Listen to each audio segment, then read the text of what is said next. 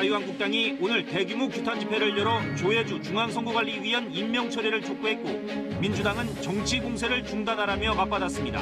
여야 대치 속 2월 임시국회 일정도 불투명한 상황입니다. 해군이 다음 달 이람대 사령관의 일본 방문 계획을 무기한 연기했습니다.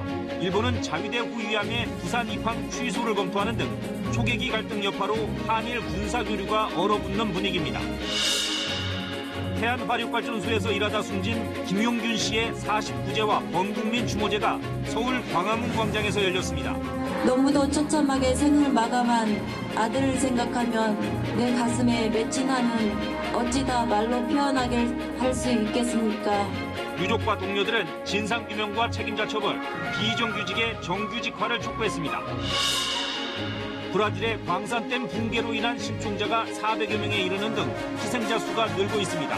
댐 추가 붕괴 조짐으로 주민들이 대피하는 등 긴장이 계속되고 있습니다.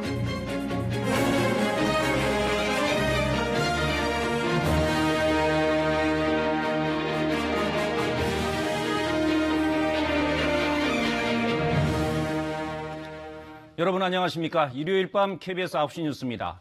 조혜주 중앙선관위원 임명을 놓고 여야의 대치 정국이 심화되고 있습니다. 나흘째 국회 일정을 보이콧하고 있는 자유한국당이 오늘은 규탄대회까지 열면서 정부 여당에 날을 세웠습니다. 민주당은 명분 없는 정치 공세를 중단하라고 맞받았습니다. 민생 현안들이 산적해 있는데 2월 국회 일정도 불투명해졌습니다. 첫 소식 김현주 기자가 보도합니다.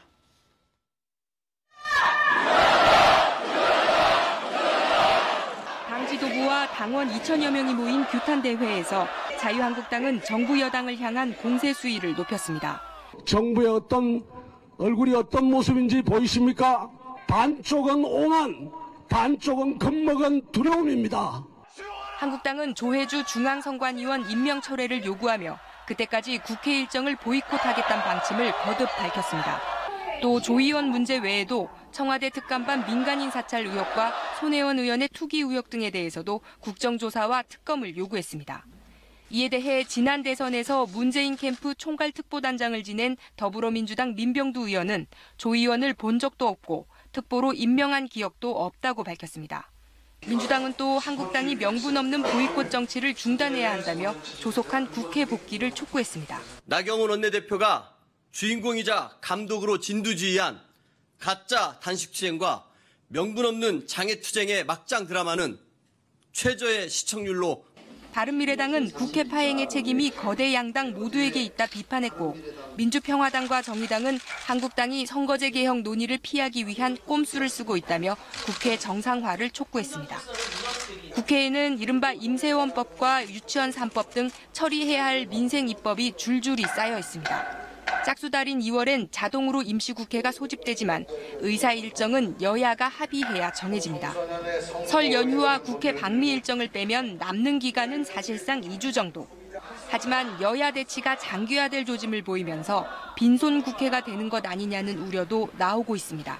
KBS 뉴스 김현주입니다. 자유한국당 전당대회 대진표가 거의 윤곽을 드러내고 있습니다. 유력 주자들이 다음 주에 줄줄이 출마를 선언할 예정입니다. 그러나 황교안 전 총리와 오세훈 전 서울시장을 두고는 출마 자격 논란이 커지고 있습니다. 김비치라 기자가 보도합니다. 차기 대선 주자들의 가세로 판세가 커진 자유한국당 전당대회. 29일 황교안 전 국무총리에 이어 홍준표 전 대표와 오세훈 전 서울시장의 출정식이 잇따라 예정되는 등 이른바 3강 주자들이 출마를 공식화했습니다. 이미 출마 선언을 마친 김진태, 안상수, 주호영 의원에 31일 심재철, 정우택 의원까지 다음 주 확정되는 후보만 8명입니다. 돌발 변수로 등장한 건 책임당원 자격 여부입니다. 자유한국당 당원 당규에는 출마 자격을 책임당원으로 한정하고 있습니다. 하지만 황 전 총리의 경우 입당한 뒤 석 달간 당비를 내야 책임당원이 될 수 있다는 요건을 충족하지 못하고 있습니다. 오 전 시장 역시 투표권을 위해 당원 명부가 확정된 지난 22일 기준으로는 역시 요건을 충족하지 못합니다. 이를 두고 심재철 의원은 규정이 차별적이면 내로남불이다. 주호영 의원은 당이 원칙에 맞는 결정을 내려달라고 요청하는 등 다른 주자들의 견제가 만만치 않습니다. 당사자인 두 후보는 비대위 의결을 거치면 문제 없다는 입장입니다. 당원 앞뒤를 잘 보시면 답이 다 있습니다. 당의 결정에 따르기로 마음먹고 있습니다. 당 지도부 역시 당 선관위에 유권 해석을 요청하는 등 서둘러 진화에 나섰습니다. 신속히 이 문제를 처리해서 당 비상대책위원회에 제출할 것으로 알고 있습니다. 결국 두 후보의 출마 여부는 비대위에서 최종 결정될 가능성이 큽니다. 하지만 김병준 비대위원장이 이들의 출마에 부정적 입장을 밝힌 만큼 결정까지는 적지 않은 논란이 예상됩니다. KBS 뉴스 김비치라입니다. 일본 초계기 갈등으로 한일 군사 교류가 급속도로 얼어붙는 분위기입니다. 우리 해군이 동해 이람대 사령관의 일본 방문 계획을 무기한 연기했습니다. 당분간 냉각기가 불가피해 보입니다. 허효진 기자입니다. 지난달 20일 일본 초계기의 저공 위협 비행 당시 북한 어선을 구조 중이던 해군 광개토 대항함. 이 함정이 속한 해군 이람대의 사령관이 다음 달 일본을 방문하려던 계획이 무기한 연기됐습니다. 피해 함정이 속한 함대 사령부의 최고 책임자가 일본을 방문하는 게 적절치 않다는 정부의 판단으로 해석됩니다. 오늘부터 싱가포르에서 열리는 다자 안보회의에 참석하는 서주석 국방부 차관도 일본 측 대표를 만날 계획이 없다고 국방부는 밝혔습니다. 군 당국은 또 4차례나 이어진 일본 초계기의 위협 비행과 관련해 대응 수칙을 강화하는 작업도 진행하고 있습니다. 다른 나라 초계기가 우리 함정에 접근했을 때 경고통신을 시작하는 접근 거리를 기존보다 2배로 확대하고 경고통신 문구도 훨씬 강화하는 방안도 검토 중인 것으로 전해졌습니다. 아울러 위협 비행이 있을 경우 함정에 탑재된 대잠수함 탐색 헬기나 우리 초계기를 긴급 출동시키는 방안도 검토 중인 것으로 알려졌습니다. 한일 양국의 초계기 갈등은 지난주 일본이 이른바 최종 입장을 발표해 수그러드는가 싶더니 이어도에서까지 우리 함정의 위협 비행을 계속하면서 해결의 실마리가 보이지 않는 형국입니다. 전반적인 한일 관계에서 이전보다는 다운그레이드를 하겠다라는 의미로 얘기가 되며 일종의 압력의 일환으로 지금 전개되고 있다고 볼 수가 있겠네요. 군사교류 취소로까지 확대된 초계기 갈등. 파장이 계속 확산되면서 한일 양국 간 관계는 당분간 냉각기가 불가피하다는 분석이 지배적입니다. KBS 뉴스 허유진입니다. 구속된 양승태 전 대법원장이 구속 적부심도 포기하고 재판 준비에 총력을 기울이고 있다고 합니다. 검찰도 다음 달 기소 전까지 혐의 다지기에 주력하는 모습인데요. 검찰과 양 전 대법원장 사이에 2차 공방이 본격화될 전망입니다. 최은진 기자의 보도입니다. 다음 달 양승태 전 대법원장 기소를 앞두고 또 다른 국면을 맞이한 사법농단 수사. 재판 개입 혐의 등에 대해 일체 부인하셨습니까? 구속은 피하지 못했지만 법정에서 뒤집기를 노리는 양 전 대법원장 측과 기소까지 혐의를 충분히 다져놓겠다는 검찰의 공방이 시작됐습니다. 먼저 검찰은 구속이 만료되는 다음 달 12일까지 양 전 대법원장의 구체적인 진술을 최대한 확보한다는 계획입니다. 구속 전 양 전 대법원장에 대한 조사는 불과 3차례, 40여 개나 되는 혐의에 대해 짧은 진술밖에 들을 수 없었습니다. 이제는 신병이 확보된 만큼 모든 범죄 사실에 대해 상세한 답변을 이끌어낸다는 방침입니다. 이에 맞서 양 전 대법원장 측은 검찰에선 혐의를 부인하고 법정에서 검찰 주장을 반박하겠다는 전략인 것으로 알려졌습니다. 최근 판사 출신 이상원 변호사를 선임하며 기소 이후를 대비하고 있습니다. 20만 쪽이 넘는 수사 기록을 검토하며 변론 준비를 해야 하기 때문에 변호인도 보강할 것으로 보입니다. 특히 양 전 대법원장 측은 구속 적부심 신청도 포기한 것으로 전해졌습니다. 재판 준비에 올인하겠다는 뜻으로 풀이됩니다. 한편 오는 30일 공판 준비 기일만 4차례나 열렸던 임종원 전 법원 행정처차장의 첫 번째 공판이 열립니다. 임 전 차장의 재판에는 이규진 전 양형위원회 상임위원을 비롯해 전현직 법관 등 7명의 증인이 법정에 섭니다. KBS 뉴스 최은진입니다. 오늘 서울 광화문에서는 고 김용균 씨의 49제가 있었습니다. 하지만 김 씨는 아직 장례도 치르지 못한 상태입니다. 이른바 김용균법도 통과됐는데 왜 그런 건지 궁금하신 분도 있으시죠? 김소영 기자가 유족과 동료들의 얘기를 들어봤습니다.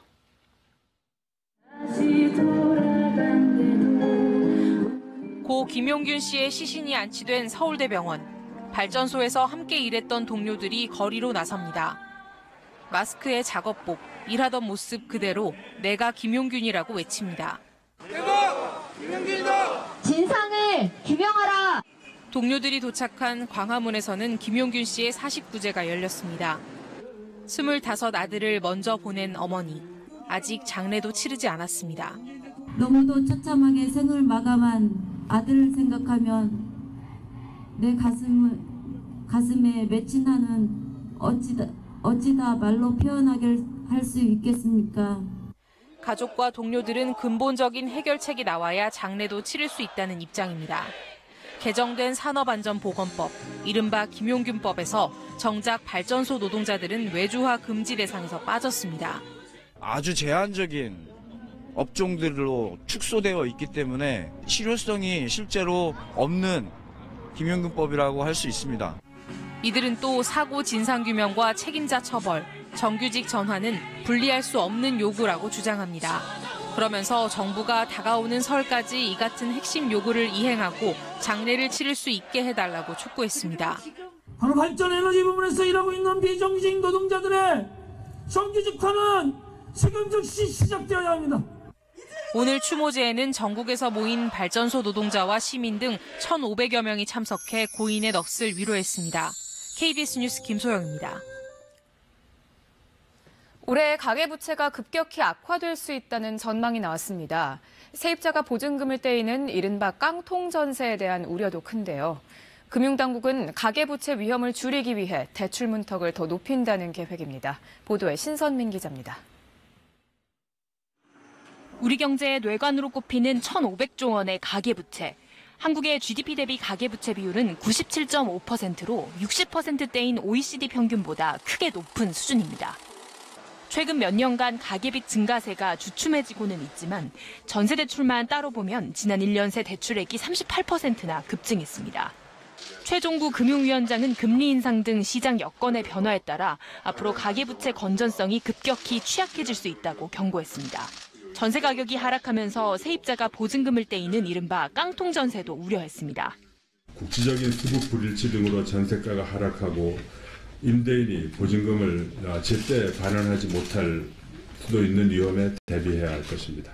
금융당국은 이에 따라 대출 고삐를 더 죄기로 했습니다. 우선 올해 상반기 중 은행권에만 적용되던 총부채 원리금 상환 비율 DSR 규제를 저축은행, 상호금융 등 제2금융권으로 확대합니다.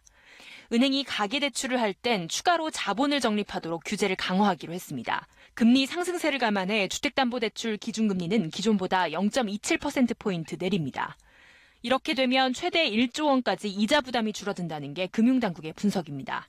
은행 이익을 축소시킬 수 있다는 불만이 제기되고 있습니다만 은행에 대한 금융 소비자의 신뢰를 높여줌으로써 지속 가능한 이익 창출에 기여할 것이라고. 현재 6.7% 수준인 가계부채 증가율을 2021년까지 5%대로 낮춘다는 게 금융당국의 목표입니다. KBS 뉴스 신선민입니다. 신생 기업이 대중으로부터 투자를 받는 이른바 크라우드 펀딩 많이 들어보셨을 텐데요. 주의가 필요해 보입니다. 투자 대상에 대한 검증이 잘 되고 있지 않아서 원금도 못 건지는 손실이 잇따르고 있습니다. 황경주 기자입니다. 한 벤처업체는 지난해 1월 모바일 게임을 만든다며 크라우드 펀딩으로 온라인에서 투자자를 모았습니다. 연이율 최대 190%까지 가능, 매출은 80배가 뛸 것이라는 광고에 300여 명이 3억 원 넘게 투자했습니다. 하지만 수익은커녕 원금도 돌려받기 어려운 상황입니다.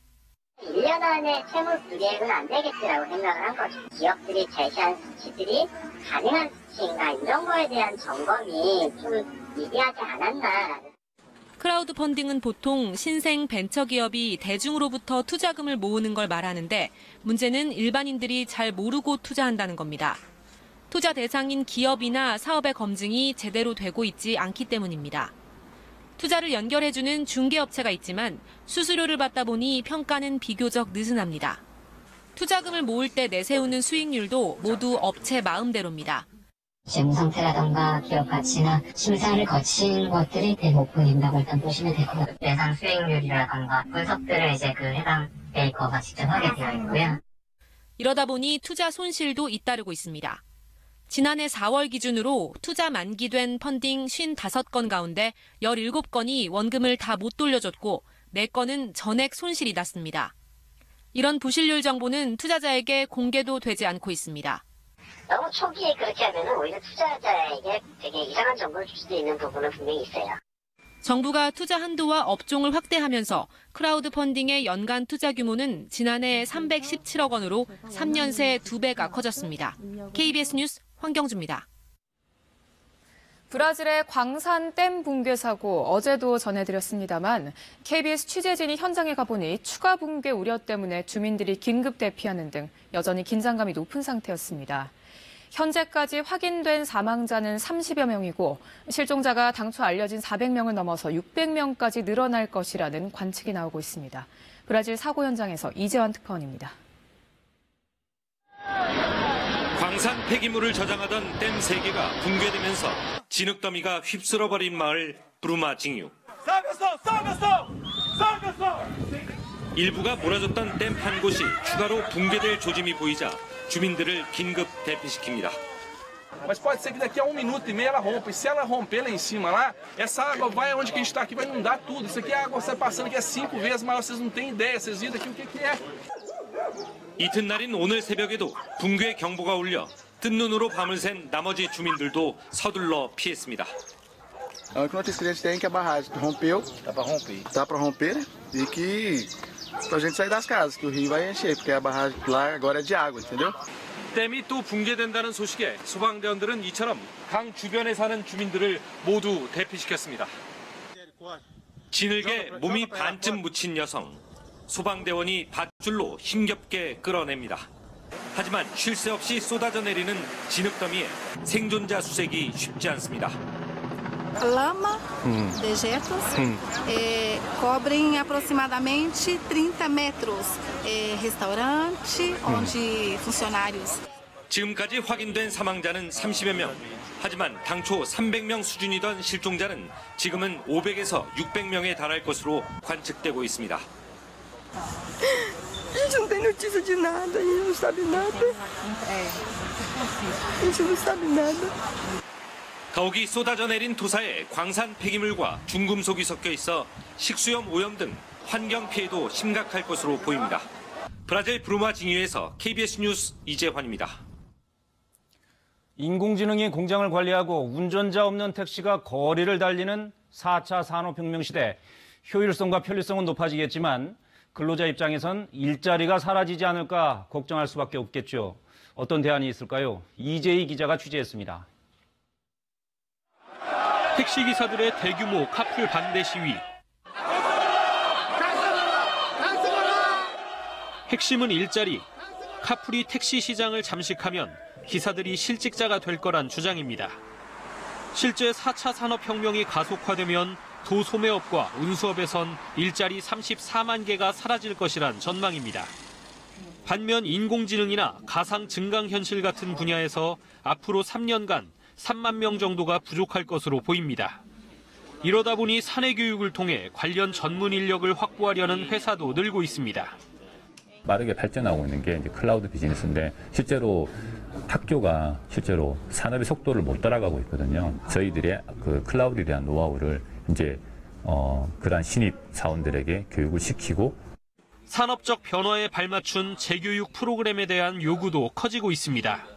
그러나 고가의 민간기관을 빼면 제대로 된 교육받기가 어렵습니다. 반면 선진국들은 벌써 4차 산업 직업교육을 시작했습니다. 미국에선 대학들이 AI 교육기관을 앞다퉈 설립 중이고 프랑스의 혁신학교 에콜 42는 2013년부터 해마다 1000명의 ICT 인력을 배출하고 있습니다. Donc l'idée c'était de créer une école qui permettait d'apporter ces compétences et surtout une école qui était ouverte à tous et à toutes. 4차 산업혁명발 일자리 충격이 이미 현실화되고 있는 상황. 안정감 있는 혁신을 위한 빠른 대처가 필요합니다. KBS 뉴스 이재입니다. 잇몸병으로 고생하는 분들이 갈수록 늘고 있다고 합니다. 물론 고령화의 영향이 크겠죠. 건강검진을 받을 때 2년에 한 번은 구강검진을 무료로 받을 수 있다고 합니다. 꼭 챙기시기 바랍니다. 조혜진 기자입니다. 건강검진을 받기 전 병원에서는 이런 안내를 합니다. 구강검진 받으시겠습니까? 아니요. 안 받아요. 2년마다 구강검진을 무료로 받을 수 있지만 열의 7은 이렇게 생략합니다. 강제성이 없고 번거롭다고 느끼기 때문입니다. 다른 과보다도 좀 이게 겁이 난다고 그럴까, 치과는. 또 입을 벌리고 계속 이렇게 검사를 하는 거기 때문에 불편하기도 하고요. 하지만 잇몸병을 예방하고 조기 치료하기 위해서는 구강검진이 매우 중요합니다. 질환 초기에는 아무 증상이 없는 경우가 많은 탓입니다.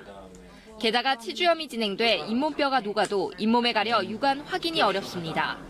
질병관리본부는 조기검진의 실효성을 더 높이기 위해 엑스레이를 구강검진에 포함하는 방안도 검토하고 있습니다.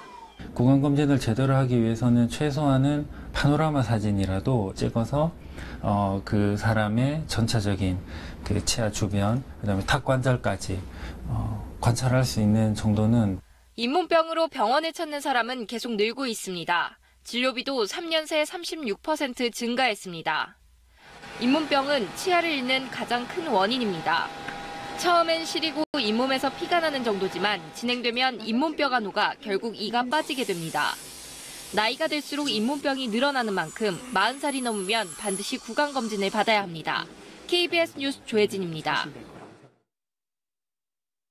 2017년 초 해변에서 숨진 채 발견된 16개월짜리 로힝야족 아기의 모습은 전 세계를 충격에 빠뜨렸습니다. 미얀마 로힝야족의 비극은 불교도가 대다수인 미얀마 내부의 차별과 학살, 극심한 박해에서 비롯됐는데요. 2017년 8월부터 한 달간 9,000명이 넘는 로힝야족이 숨진 것으로 전해졌습니다.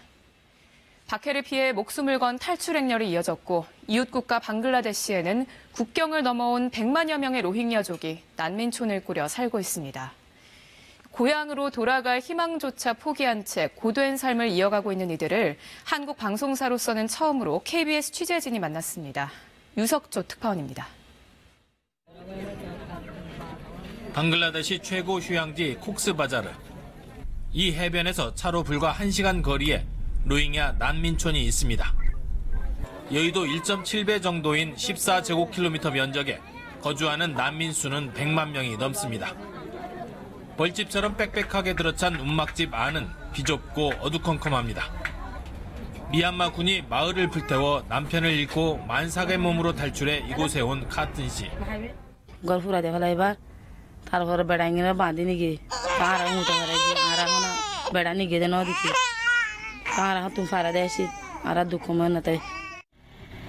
고향에 돌아가는 것이 소원이지만 점점 희망을 접는 사람이 늘고 있습니다. माँ भाई बाप बंधु बेगु मरी गई आरा 3 जना सीधे आर फेडो जुग संसाय ने लिया इदे सुलामा गला 빌려 आर खाया ददरी 게 सीता सीता. 구호단체들의 지원 속에 겨우 기한은 면했지만 영양 상태나 주거 시설 모두 열악합니다. 난민촌에 있는 대부분의 집들은 대나무로 이렇게 뼈대를 만든 뒤 구호단체에서 지급된 비닐로 지붕을 덮거나 이렇게 벽을 만든 것들입니다.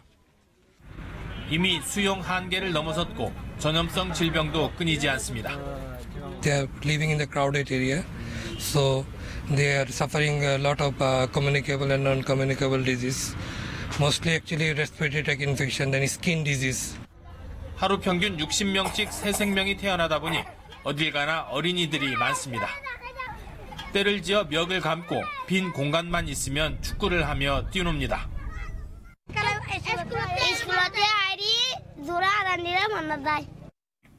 18세 이하 어린이와 청소년만 40만 명. 이들에 대한 교육도 큰 걱정거리입니다. 난민촌 내 교육시설이 2,000곳이나 되지만 모두 수용하기에는 턱없이 부족합니다. There are more children, but we have less space, and we need to expand even more if we want to accommodate all the children. So space is a problem. 방글라데시 당국이 무인도에 새로운 수용소 건설을 검토할 정도로 포화 상태, 산림 등 환경 파괴도 심각합니다. 이곳은 캠프가 생겨나기 전 나무로 뒤덮인 숲이었습니다. 하지만 로힝야 난민들이 들어와 정착하면서 지금은 집들이 빼곡히 들어선 난민촌으로 바뀌었습니다. 구호 식량을 받아도 연료가 없어 나무로 땔감을 삶다 보니 주변 산림은 갈수록 황폐해 가고 있습니다. 그래서 최근 코이카 등 한국 구호단체가 가스버너 10만 대를 지원하기도 했습니다. 숲에 멀리 떨어져서 가다가 폭행을 당하는 일 또는 인신매매 당하는 일 이런 것들을 좀 많이 방지할 수 있게 된 것이 무엇보다도 기쁘고. 로힝야 난민 문제가 발생한 지 1년 6개월. 방글라데시와 미얀마 정부가 이들의 귀환을 협의 중이지만 신변 안정과 시민권 보장 문제가 해결되지 않아 로힝야 난민들의 눈물은 아직도 마르지 않고 있습니다. 콕스 바자르에서 KBS 뉴스 유석주입니다. 우리나라는 세계 1위 김 수출국이지만 김 가격은 경쟁국인 일본과 중국에 비해 절반 이상 저렴합니다. 이 같은 문제점을 보완하기 위해 품질에 따라 가격을 책정하는 김 등급제 도입이 속도를 내고 있습니다. 홍진아 기자입니다. 이른 새벽 김 수확에 나섰던 어선들이 선착장으로 모여듭니다. 양식장에서 갓 건져 올린 물김이 가득 쌓여 있습니다. 겨울철이 제철인 물김은 지금이 품질이 가장 좋습니다. 최근 양식장 증가로 김 생산량이 크게 늘었지만 어민들의 한숨은 깊어졌습니다. 가격 탓입니다. 작년 대비해서 지금 하락 시세죠. 과잉 생산이 아닐까 하는 생각이 듭니다. 어민들이 수확한 물김은 중매인의 유관에 의존해 가격이 정해집니다. 붉은 홍색이 나요, 홍색. 그러니까 이제 김이 이 색깔이 나야 김이 제 맛이 나고. 물김을 말린 마른 김 가격은 100장당 3,500원에서 4,500원 정도인데 일본산의 3분의 1 수준, 중국산의 절반 수준입니다. 일본과 중국은 생산과 가공 단계에서 김의 품질 등급을 매기다 보니 대부분 높은 가격을 받을 수 있는 고품질 김 생산에 주력하기 때문입니다. 국내에서는 2년 전 한 식품업체가 자체적으로 개발한 품질 등급제를 도입했습니다. 김의 식감과 염도, 단백질 함량 등으로 등급을 나누는 겁니다. 자연스레 높은 등급 제품이 늘어 가격은 20에서 30% 정도 비싸졌지만 수출량도 늘고 매출도 20% 넘게 성장했습니다. 양적으로 많이 판매를 하면서 수출을 많이 증가시켜 왔는데 좋은 품질의 제품은 고가를 받으면서 수출을 확대해야만. 지난해 김 수출액은 5,900억 원. 정부는 등급제 도입으로 김 품질을 개선해 5년 뒤엔 김 수출 규모를 1조 원으로 늘린다는 계획입니다. KBS 뉴스 홍진아입니다. 질병관리본부는 오늘 오전 기준으로 경기도 안산시와 화성시에서 홍역 환자가 각각 1명씩 추가돼 이번 겨울 홍역 확진자가 40명으로 늘었다고 밝혔습니다. 안산에 사는 38살 남성은 홍역 감염 환자가 있었던 의료기관에 입원한 뒤 확진을 받았고 화성에 사는 39살 남성은 필리핀 여행을 다녀온 뒤 홍역 환자로 확진됐습니다. 한국경영자총협회는 전국 397개 기업을 대상으로 설 상여금 실태를 조사한 결과 지급 계획이 있는 기업은 67.8%로 지난해보다 3.7%포인트 감소했다고 밝혔습니다. 설 상여금을 주는 기업들의 근로자 1인당 평균 상여금은 111만 3천 원으로 지난해보다 3만 2천 원 늘었습니다. 필리핀 최남단 홀로섬의 가톨릭 성당 인근에서 오늘 두 차례에 걸쳐 폭발물이 터져 적어도 27명이 숨지고 77명이 다쳤다고 AP통신이 보도했습니다. AP통신은 현지 보안 관계자를 인용해 성당에서 미사 중에 폭발물이 터졌고 곧이어 군경이 성당 안으로 들어가는 과정에서 또 폭발물이 터졌다고 전했습니다. 일을 하고 싶은 장애인들이 많지만 비장애인들처럼 일하기엔 쉽지 않은 게 현실인데요. 4차 산업혁명 시대 기술의 발달로 홀로 서기를 하는 장애인들이 늘고 있습니다. 그 현장을 황정우 기자가 다녀왔습니다. 이른 아침 널찍한 비닐하우스에 농장 일을 하려고 발달장애인 6명이 모였습니다. 2년 전부터 이곳에서 일하는 김상철 씨는 작업 준비를 마칩니다. 작업대에 서기 전 태블릿 PC를 꺼내 클릭 몇 번만 하면 천장에 있는 커튼이 열리고 물도 한꺼번에 나옵니다. 많은 거 그냥 편해요. 퇴근하면 관리를 하는 좋은 것 같아요. 거동이 불편한 친구들을 위해 작업대도 자동으로 내려옵니다. 여러 그 농사 일들이 우리 장애인들이 배우기에 힘들었었는데 이 기술이 들어오고 나서부터는 좀 더 편하고 쉽게. 청각장애인 기사 이대호 씨가 모는 택시에 손님이 타자 태블릿 PC가 먼저 인사를 합니다. 안녕하십니까? 청각장애인 기사님이 운행하는 택시입니다. 손님이 목적지를 말합니다. 공덕역. 처음엔 좀 당황스러웠는데 직접 타보니까 불편한 것도 없었고 일반 택시와 별로 다른 게 없었어요. 이 택시에는 또 다른 특별한 기술도 탑재됐습니다. 바깥에서 경적 소리나 사이렌 소리가 나면 차량 계기판 위로 표시가 뜨고 핸들에도 불이 들어옵니다. 후진을 할 때 장애물이 있으면 핸들에 진동을 줘서 알려주기도 합니다. 항상 차들이 오면 빵빵거립니다. 듣지 못하고 위험한 상황을 만나게 되는데 핸들에서 불이 나오고 편안하게 운전할 수 있습니다. 일하기를 원하는 장애인이 전국적으로 21만 명에 이르는 것으로 추산되는 가운데 첨단 기술의 발달이 장애인의 홀로 서기를 돕고 있습니다. KBS 뉴스 황정호입니다. 설 연휴를 앞둔 1월 마지막 주 어떤 일들이 있을까요? 안희정 전 충남지사가 두 번째 심판대에 오릅니다. 1심은 무죄였었죠. 항소심 재판부는 어떤 판단을 내릴까요? 성폭력이냐 아니냐. 관건은 안전지사가 위력을 행사했다고 볼 수 있느냐 여부입니다. 결과를 지켜보시죠. 다음은 지역에선 총리의 관심사죠. 정부가 오는 29일 예비 타당성 조사 면제 사업을 발표합니다. 지역 균형 발전 사업은 조사를 면제해주겠다는 건데요. 경제성 없는 토건 사업으로 혈세 낭비를 부추길 것이란 비판도 적지 않습니다. 다음은 민주노총이 내일 경제사회노동위원회 참여 여부를 결정합니다. 그동안 탄력 근로제 확대를 반대하면서 자리를 비워왔었죠. 핵심 개혁 의제들을 다룰 사회적 대화가 정상화될 수 있을지 지켜볼 필요가 있습니다. 마지막으로 과연 국민연금이 대한항공에 대한 주주권을 행사할까요? 다음 달 1일 기금 운용 회의에서 결정됩니다. 스튜어드십 코드 도입 이후 국민연금의 첫 경영 참여 사례가 될지 주목됩니다. 지금까지 다음 주 브리핑이었습니다.